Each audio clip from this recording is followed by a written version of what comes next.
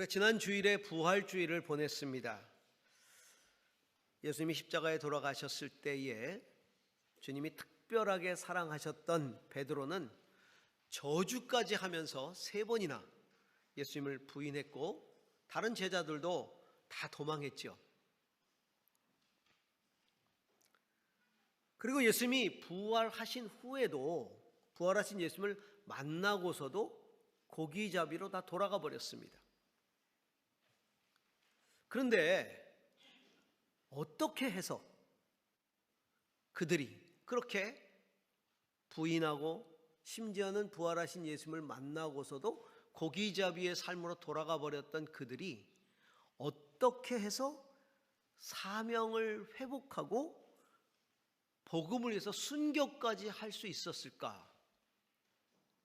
우리는 그것이 궁금합니다. 물론 부활하신 주님을 만난 것이 한 원인이 될 수도 있겠죠. 하지만 또 한편으로 보면 부활하신 주님을 만난다는 것이 그들에게는 엄청난 두려움이었고 부담감이었을 겁니다. 왜냐하면 예수 그리스도께서 십자가에 돌아가실 때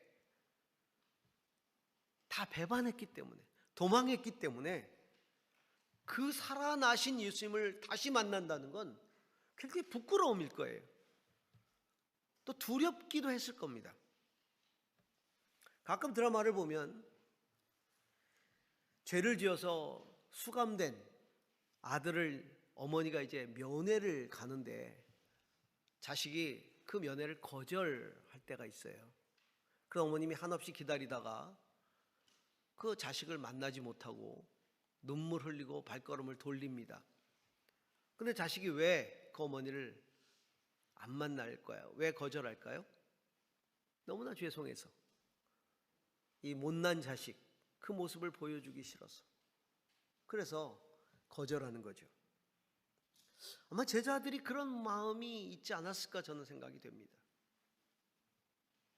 그런데 그랬던 제자들이 주님을 위해서 목숨을 바쳐서 헌신할 수 있었던 것은 예수님이 부활하시고 바로 하늘나라로 가신 게 아니라 40일을 이 땅에 계시면서 제자들을 만나 주시고 회복시켜 주셨던 그 사랑 때문에 제자들은 다시 일어설 수 있었던 것입니다. 예수님은 절대 제자들을 정죄하지 않으셨어요. 부활하시고 나서 제자들을 만날 때 어떤 때도 단 한 번도 그들이 예수님을 부인하고 저주하고 그렇게 떠나가 버린 것들에 대해서 정죄한 적이 한 번도 없으세요. 버리시지도 않았어요. 잡히시기 전에, 십자가에 돌아가시기 전, 예수님이 잡히시기 전에 이미 예수님은 베드로에게 이렇게 얘기를 하셨습니다. 자, 누가복음 22장 31절부터 32절을 보시기 바랍니다.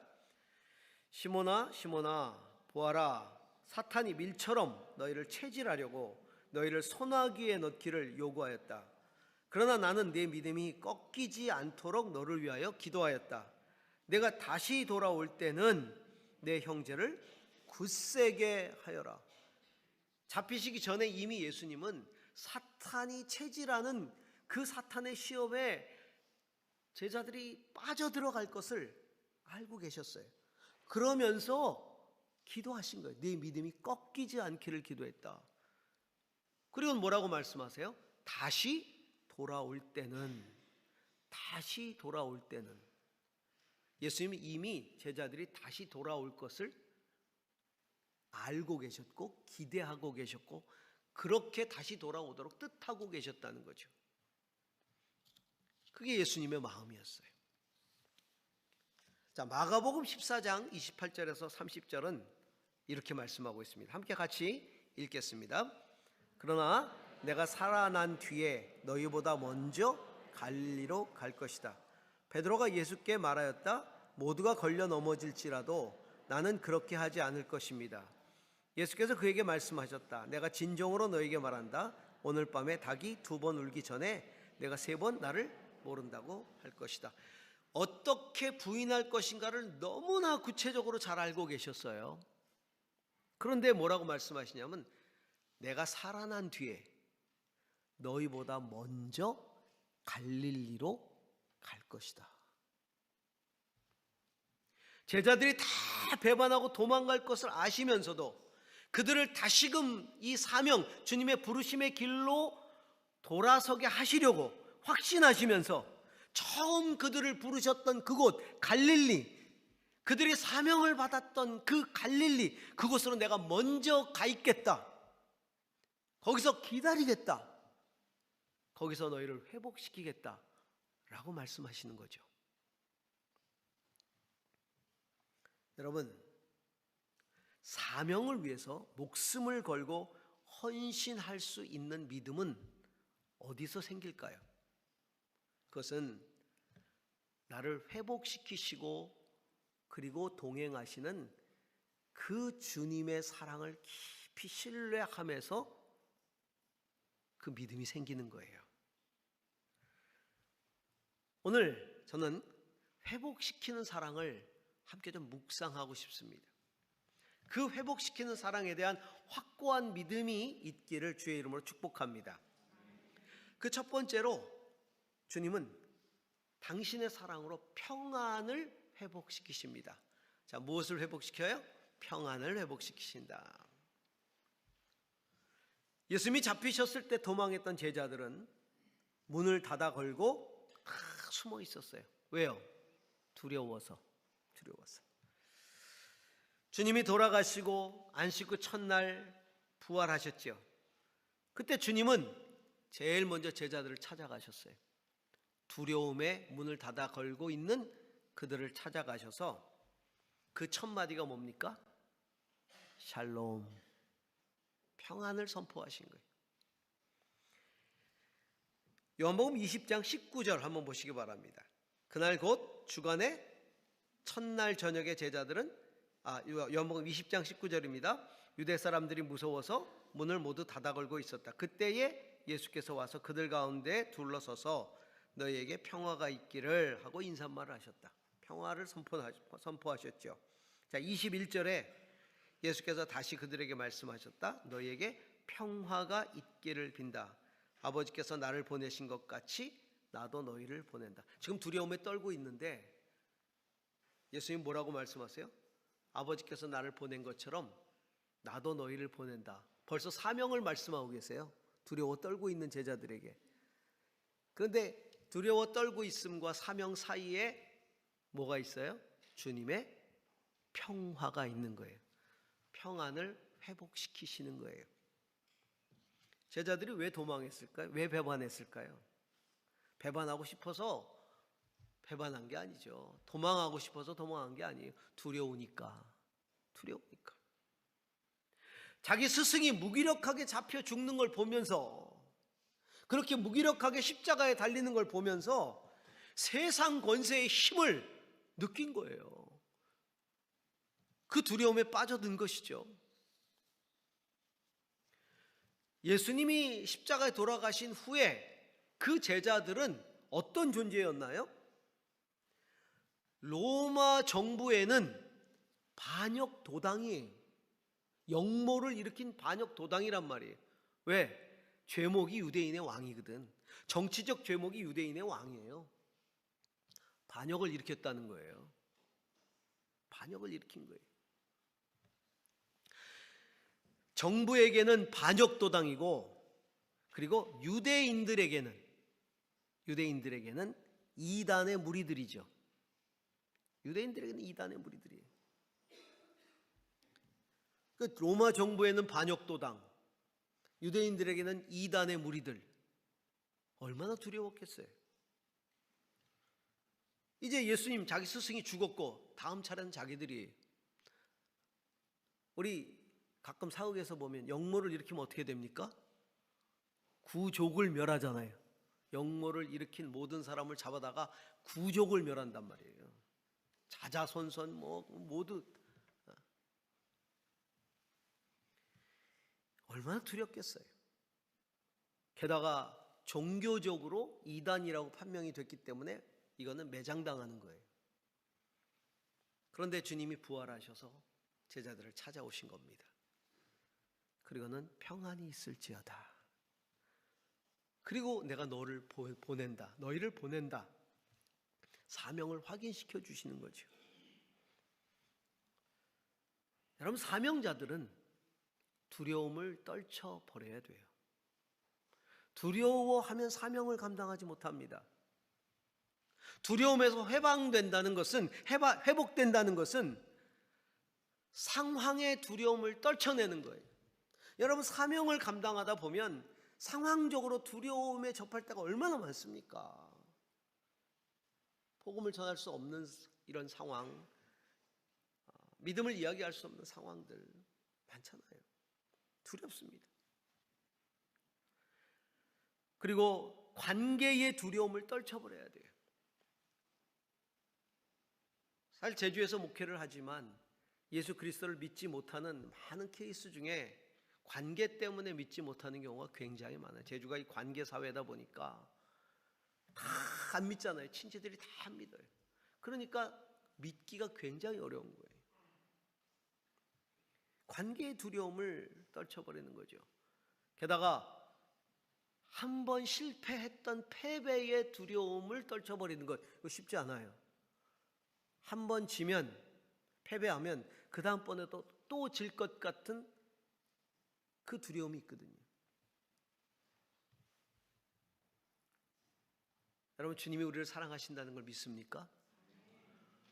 동행하신다는 것을 믿습니까?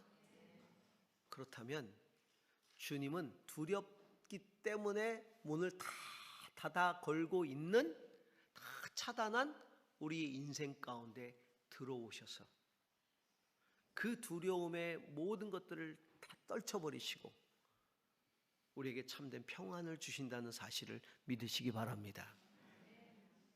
주님은 당신의 사랑으로 평안을 회복시켜 주세요. 혹시 두려움에 빠지신 분이 계십니까? 지금 두려워하시는 분들이 있습니까? 주님의 평안이 여러분 가운데 있기를 축원합니다. 두 번째로 주님은 사랑으로 믿음을 회복시키십니다. 평안만이 아니라 믿음을 회복시키세요. 부활하신 주님을 만난 제자들은 굉장히 흥분했을 겁니다. 얼마나 놀랐겠어요. 죽었는 줄 알았는데 살아 돌아오셨어요. 그러니까 다른 그 자리에 있지 않았던 제자들에게 막 얘기했겠죠. 주님이 살아나셨다고. 근데 그 가운데 누가 있었냐면 도마가 있었어요. 그 도마가 그렇게 얘기하는 동료들을 만나서 나는 예수님의 못자국을 내 눈으로 보고 그 못자국에 손을 넣어보고 옆구리 창자국에 손을 넣어보지 않고서는 난 믿을 수 없다. 이렇게 얘기하는 거예요. 요한복음 20장 25절을 보시기 바랍니다. 함께 읽습니다. 다른 제자들이 그에게 우리는 주님을 보았소 하고 말하였으나 도마는 그들에게 나는 내 눈으로 그의 손에 있는 못자국을 보고 내 손가락을 그 못자국에 넣어보고 내 손을 그의 옆구리에 넣어보지 않고서는 믿지 못하겠어 하고 말하였다. 도마의 이 말은 순식간에 믿음의 분위기를 확 사라지게 만들어 버렸을 겁니다. 주님의 부활을 목도한 것 같았고 주님이 살아난 것 같았고 그렇게 믿었는데, 그래서 평안이 찾아왔는데 넣어보지 않은 거예요.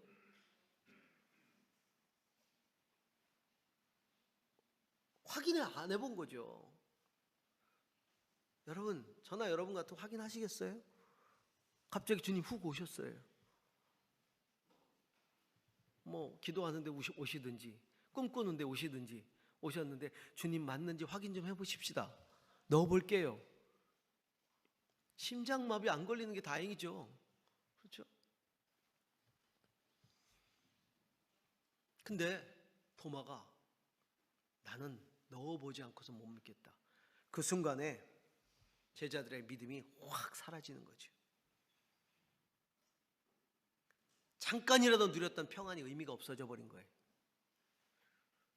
그때에 도마가 있는 그 자리에 다시 찾아오세요. 그리고는 다른 말이 없어요. 막 도마를 책망하거나 그런 것 때문에 믿음이 떨어진 제자들을 책망하거나 이런 얘기가 없고, 주님이 당신의 성흔을 보여주세요.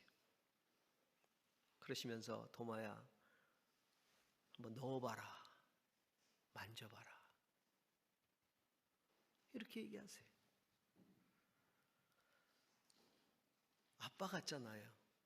뭔가를 믿지 못하는 자녀에게 뭔가를 믿게 해주려고 이렇게 사랑으로 해주는 그 자녀 같잖아요. 어느 성화를 보니까 그 장면을 성화로 그린 장면이 있어요. 그 도마의 손을 가져다가 옆구리에 이렇게 넣어보도록 하는 그 그림이 있어요. 제가 그 그림을 이렇게 보는데 가슴이 짠한 거예요.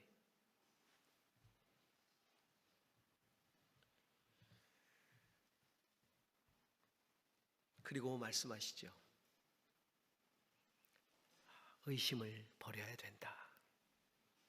이때 도마는 나의 주, 나의 하나님이시오라고 고백을 합니다. 나의 주, 나의 하나님이시오. 넣어봤는지 모르겠어요. 그런데 나의 주, 나의 하나님. 예수님 뭐라고 말씀하세요? 네가 본고로 믿느냐? 보지 않고 믿는 자가 복이 있다. 예수께 대답하기를 나의 주님, 나의 하나님 하니 나를 보았기 때문에 믿느냐? 나를 보지 않고도 믿는 사람이 복이 있다. 주님은 부활하신 그 주님에 대한 확고한 믿음을 가지고 사명을 감당할 수 있도록 하기 위해 평안을 회복시키실 뿐 아니라 믿음을 회복시켜 주시는 것입니다. 우리가 신앙생활하면서 믿음이 떨어질 때가 있지요. 주님이 계시지 않는 것처럼 느껴질 때가 있어요. 어느 때는 정말 주님 안 계신 것 같아요.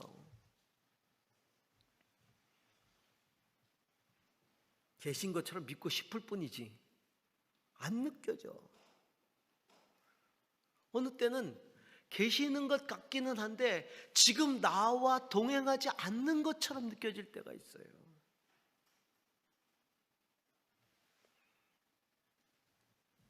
나를 돕고 계시지 않는 것처럼 느껴질 때가 있어요. 우리의 믿음의 위대한 선배들도 그런 영적인 슬럼프에 다 빠졌었어요. 위대한 선지자였던 엘리야도 바알 아세라 선지자와의 850대 1의 그 승리, 위대한 승리를 거둔 후에 영적인 슬럼프에 빠져들잖아요. 그리고는 침체에 빠져들었을 때 주님을 다시 경험합니다.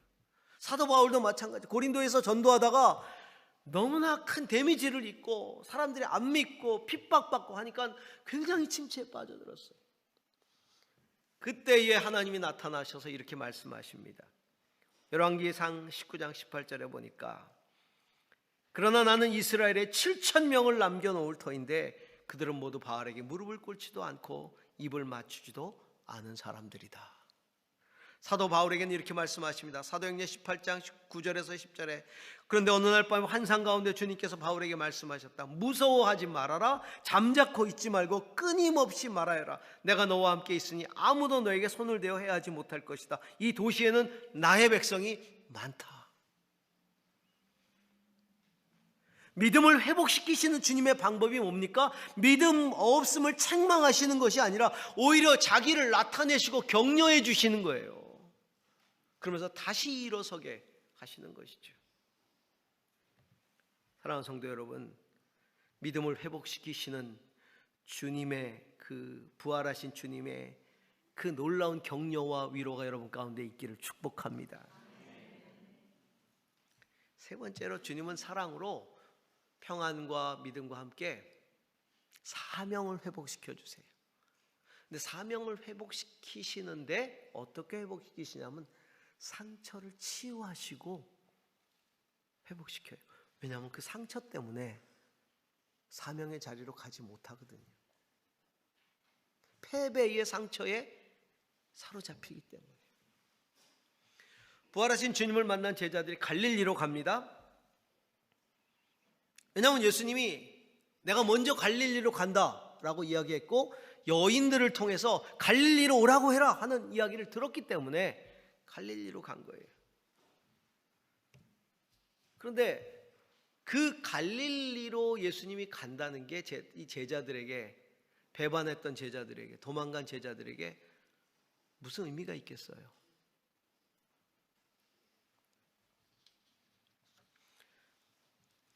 주님께서 나를 보내신 것처럼 나도 너희를 보낸다고 하신 말씀이 너희에게 죄를 사할 수 있는 권세를 준다고 하는 말씀이 배반의 상처, 부인의 상처, 도망간 상처를 안고 사는 제자들에게 무슨 의미가 있겠냐고요. 아직도 바닥을 기고 있는데, 절망하고 있는데, 갈릴리로 오라고 하는 말씀은 아마 이렇게 들렸을 수도 있어요. 야, 니들이 그렇지, 거기 갈릴리에서 고기나 잡던 그런 인생들 아니냐? 너희들의 인생은 가서 고기나 잡아야 되지 않겠어? 고기 잡이러 돌아가 라는 말로 들려왔을 수도 있죠. 고기나 잡으라는 말씀인가 보다.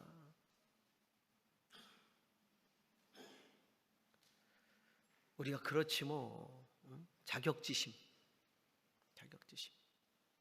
한 번 실패하고 패배했던 경험이 있으면요, 누가 뭐라 그래도 앞으로 못 나갑니다. 자격지심 때문에. 누가 한마디를 해도 그렇게 받아들여요, 이야기를. 그리고 실제로 고기 잡는 대로 돌아가 버렸어요. 그런데 주님이 찾아오신 거예요. 그들이 멀리 바닷가에 나가서 고기를 잡는데 한 마리도 잡지 못합니다. 뭐 좀 잡았어? 아니요, 못 잡았습니다. 배 오른쪽에 그물을 내리시오. 배 오른쪽에다 그물을 던졌더니 고기가 가득 잡힙니다. 그 순간 깨닫습니다.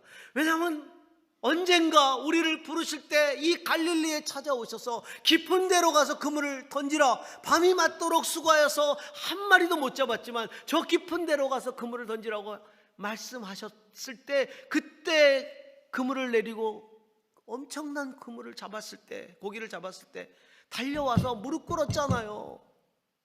주여 나를 떠나소서, 나는 죄인입니다. 그때 예수님이 뭐라고 말씀하십니까? 너희가 지금까지는 고기를 낚았지만 이제는 사람 낚는 어부가 되리라. 그게 확 떠오르는, 달려갑니다. 주님이시다. 달려갑니다. 달려갔더니 주님이 숯불을 펴놓고 기다리고 계시면서 와서 아침 먹어라. 저는 이 와서 아침 먹으라는 말이 너무 가슴에 왈칵해요. 저는 부모님들이 우리에게 하시는 말씀 가운데 제일 사랑이 많이 담긴 말이 뭐예요? 밥 먹었니? 밥은 먹고 다니니?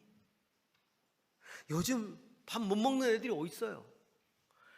옛날 6.25 전쟁이나 치르고 가난하던 시절은 밥은 먹었니? 밥 못 먹었니? 이거 인사가 될 수 있지만 요즘에도 그렇게 얘기한단 말이에요. 부모들은 전화해서 밥은 먹었니? 저도 저희 딸들하고 전화를 하면 제일 먼저 말이 뭐냐면요, 밥은 먹었니예요. 저녁은 먹었니? 점심은 먹었니? 제가 전화 안 해도 저렇게 얘기 안 해도 다 알아찾아 먹어요. 저보다 더 잘 웰빙으로 먹을 수도 있죠. 근데 단순히 밥 먹었냐를 물어보는 게 아니잖아요. 한 존재에 대한 사랑을 이야기하는 거잖아요.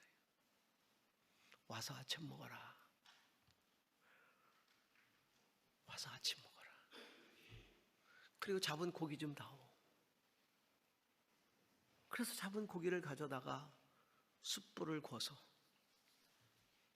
제자들에게 주셔서 같이 식사를 하시는. 제자들은 말이 없지요. 왜? 배반한 기품, 아픔, 자괴감에 빠져 있었을 겁니다. 그런데 주님이 특별한 사랑을 받았으면서도 저주까지 하면서 주님을 3번이나 부인했던 그 베드로를 콕 집어서 하필이면 그 베드로를 콕 집어서 그 많은 제자들 앞에서 물으시는 거예요. 요한의 아들 시몬아, 이 사람들보다 네가 나를 더 사랑하느냐?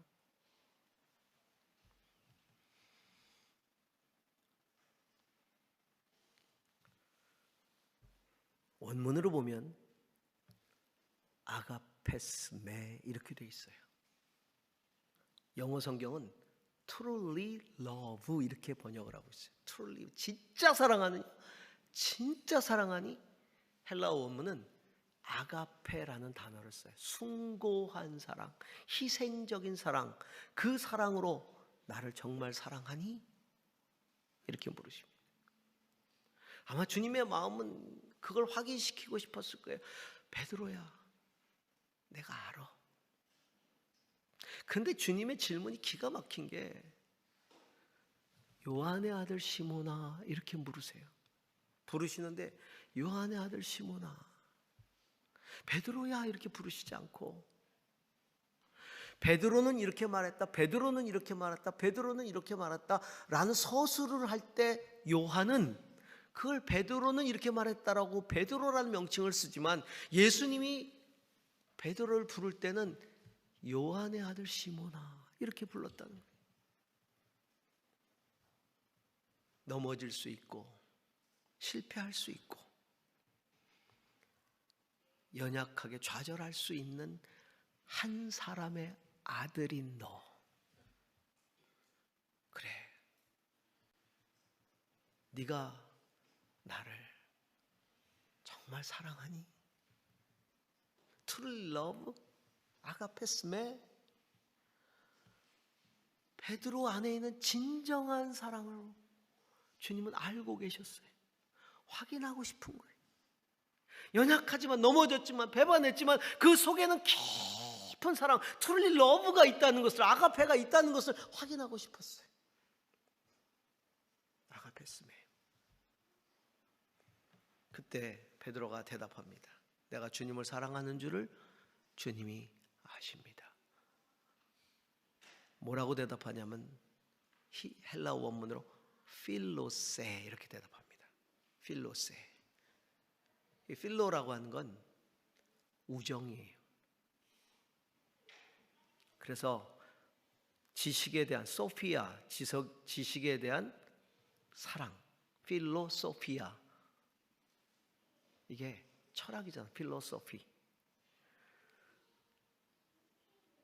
베드로는 아가페라고 대답을 못합니다. 아가파오 이렇게 대답을 못해요. 필로세, 나는 주님 사랑하는데 그냥 사랑할 뿐입니다. 친구로서 사랑할 수 있을 뿐입니다. Truly love? 물었더니 나 truly love라고 대답을 못하네. 그냥 love. 배반했었잖아요. 사랑한다고 고백하고 배반했었잖아요. 주님이 다시 두 번째 물으십니다. 아가페스메? 두 번째 베드로가 대답합니다. 필로세. 아가페라는 말을 못해요. 트룰리라는 말을 못해요. 제가 예수님이라면 왜 진정으로 나를 사랑한다고 말 못하느냐? 그렇게 배반을 하고서도 여전히 결단을 못했느냐? 이렇게 물을 텐데 세 번째 질문 주님이 이렇게 물으십니다. 필레이스메 이렇게 물으세요. 아가페스메 하지 않고 필레이스메. 친구의 우정으로라도 나를 사랑하니 난 그거면 됐다. 그렇게 사랑해 주면 됐다. 자, 아가페로 물으셨을 때도 내 양을 치라. 똑같이 필레이스라고 물었을 때도 내 양을 치라. 예수님이 그래, 친구로라도 사랑해 다오. 우리는 이렇게 기도합니다. 주님, 제가 주님을 진짜 사랑할 수 없음을 주님 아십니다. 사랑한다고 말로 고백은 하지만 맨날 흔들립니다.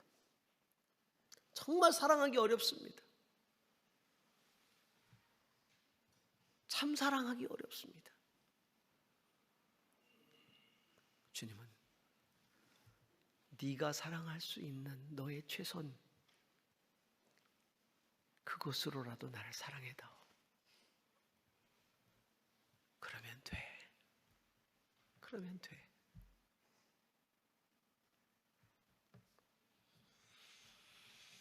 사람의 아들 종하나, 네가 다른 사람들보다 나를 더 사랑하니? 넘어질 수 있고 쓰러질 수 있음을 안다. 힘들고 고통에 몸부림칠 수 있음을 내가 안다.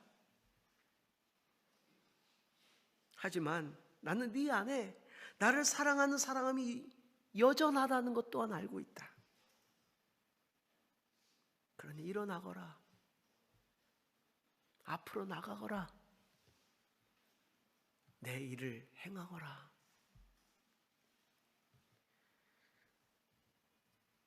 오늘 성경 제일 끝에 주님이 3번을 부활하시고 제자들에게 나타내셨다라고 나와요.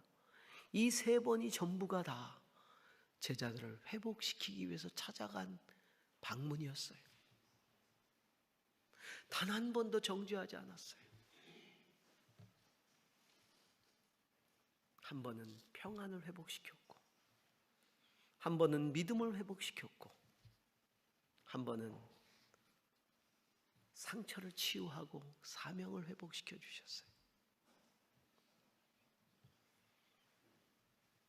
그것이 주님의 사랑이에요.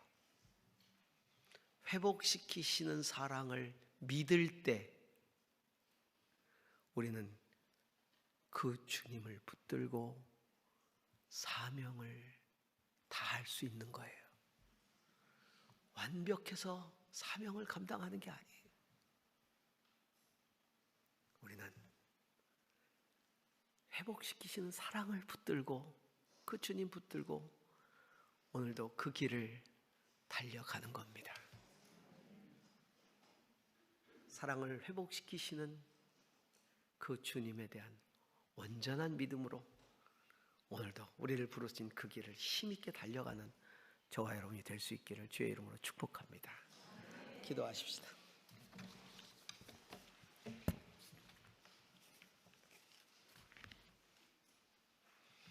주님, 두렵습니다. 주님, 때로는 의심이 갑니다. 주님,